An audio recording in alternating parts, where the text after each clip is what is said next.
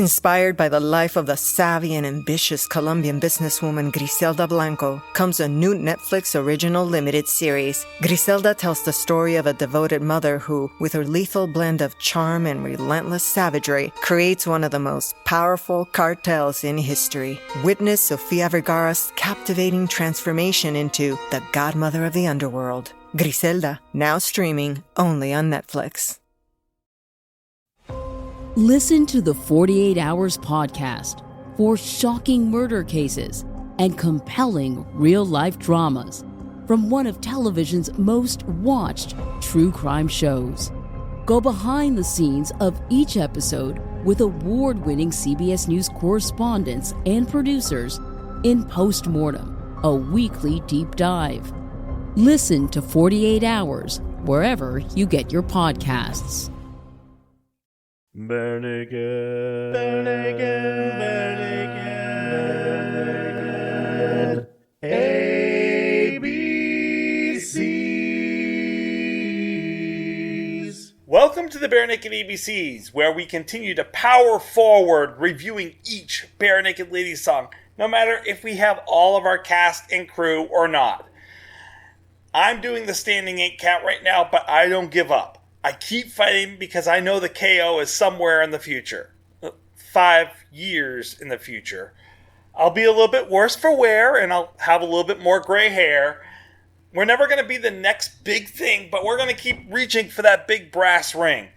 And joining me tonight, since we don't have Aaron or Michelle due to some emergencies, is the man who has completed his quest of a podcast already and keeps coming back to join us. Like Rocky, he keeps getting back up and coming in. Welcome, Tyler Boudreau. Hi, that was quite the intro. And yeah, thank you for alluding to it, Tracy. But yeah, I just finished doing Fantastic Mr. Fox Minute with my sister, Condra. There's 87 episodes of it that you can go listen to. So if you appreciate my sense of humor, then you'll find it somewhere in there. You might have to do a little digging.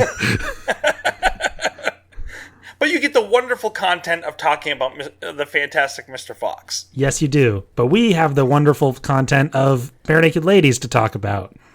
We do. And this week we're going to be talking about the song. Would you like to introduce it? Oh, it's Get Back Up from the album Silverball. Was that 2015? It is, I believe. Get back up. You gotta get back up. You got a whole stadium in their feet. It's not about a victory or a defeat. See, you gotta get back up. You gotta get back up. Good year. It is a good year, although I'm not, as everyone knows that listens to this podcast, it is not my favorite album. As a matter of fact, I would say it's probably my least favorite BNL album. Wow. But we'll see if the numbers match that down the road. I was going to say, you prefer All in Good Time or whatever? Actually, I do. There's some rockers on that album that I actually do perform. I just don't think I've ever actually listened to that one all the way through. I have to say the same about this one. Okay. I've heard each of the songs, but I've never listened to the whole album all the way through. So before we talk about Get Back Up specifically, we'll break down Silverball a little bit. Tracy, I'm gonna tilt my camera, and you'll be able to see this lovely Silverball poster I have in my dorm room from their 2015 tour. It's basically It's basically like that is a very nice poster. It looks like a big ping pong table, like. Not ping pong, pinball, words. Like Silverball, like the name of the album.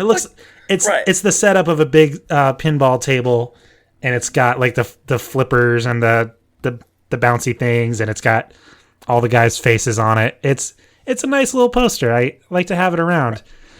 For people who don't know, Ed is a huge pinball fan. Who? Ed? Yeah. Ed. Oh yeah. He actually has done some voices for a couple of pinball games. Loves to go to a lot of the big arcades that have a lot of pinball machines in them, especially in Toronto. But when he's going around the country, he likes to frequent them. I too am a big pinball fan. Do you ever play some pinball? I like pinball. I'm more OG video games like Atari and like the old stuff like Q*bert and Pac-Man. And there's a great place in New Hampshire I like to go frequent called Fun Spot. Fun Spot, please give us some money. But I love to go to Fun Spot and play all the old time video games. Yeah, I do enjoy a pinball. When I was working a Bare Naked Ladies concert at the venue I work at, there's an arcade one floor below the concert venue. And so about an hour before the doors opened, I was in a staff meeting, and I might have told this story before, but Ed and Tyler just kind of like walked out onto the floor of the venue, and I was like, whoa, they're there. And and I was probably the only person in the world freaking out at that moment. But Ed and Tyler walked out onto the floor, walked out the front doors where theoretically there were people waiting to come into the concert, and walked down into the arcade that was beneath us, and hopefully played some pinball while they were down there. Wow. I'm imagining they probably did. But back to context for Silverball. This album came out in 2015. You're gonna hate me for this, but 2014, 2015 is when I was a junior in high school. Mm-hmm. So this was a CD I had in my car when I was first learning to drive, and so I have very distinct memories of those summer days and those times when I was driving back and forth to football practices, listening to this album, kind of skip it. You know how when you're listening to a new album, sometimes you at first you skip to the songs that you like, and then eventually it all starts to bleed together, and you're like, I like every song on this album. Except for back when I was in high school and we had things that we would put things into to listen to for music. It wasn't CDs. It was tapes, and so you couldn't just skip. You had to fast forward and stop and wait. No, that's not quite there yet. Oh, nope, that one's too far. Nope, back. MBNL wasn't even out yet, so.